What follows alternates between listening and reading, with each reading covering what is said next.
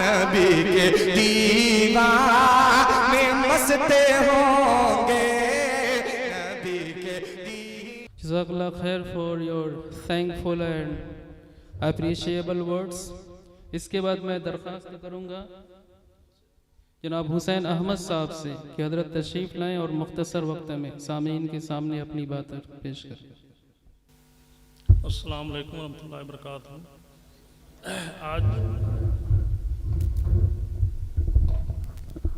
आज बच्चों का जो इंग्लिश मीडियम का प्रोग्राम था उसमें हम सब आए हुए हैं।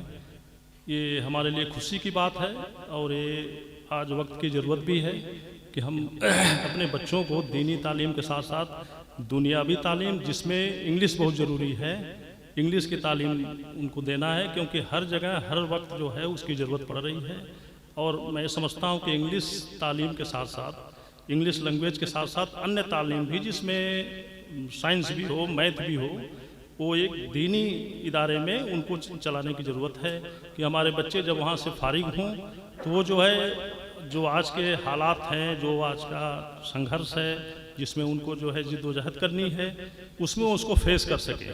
और आफ्टर तालीम जो है दुनियावी दीन वाली, वो दुनियावी जो भी उसके मसाइल हैं, जो दुनियावी कंपटीशन है, उसमें वो खड़े हो सकें।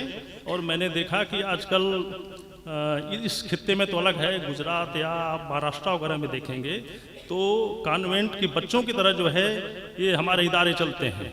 उसके बच्चे हाफिज भी होते हैं, हाफिज होने के साथ साथ जो है वो डॉक्टर भी, MBBS की पढ़ाई भी करते हैं, और उसमें जो है फिर IAS में भी सिलेक्ट हुए हैं। इस तरह के भी बच्चे हुए हैं। तो ये मैं समझता हूँ कि यहाँ जो हमारे चेयरमैन हैं या इस इदारे के जो भी जिम्मेदारान हैं, उन्होंने बहुत अच्छा एफर्ट किया है। और मैं अल्लाह से दुआ करता हूँ कि ये इंस्टीट्यूशन, ये इदारा जो है अपने फरोगियत को पहुँचे और इसमें तमाम जो है इंग्लिश सब्जेक्ट के साथ साथ मैथ, साइंस, तमाम इस तरह की भी चीज़ें पढ़ाई जाएं, जिससे बच्चे अन्य बच्चों के मुकाबले अपने कंपटीशन को फेस कर सकें और दीनी कामयाबी के साथ साथ दुनियावी कामयाबी को भी अल्लाह ताला उन्हें जो है उसके लिए पहुँचाए जो है। बस इसी दुआ के साथ मैं जो अपनी बात करता हूँ।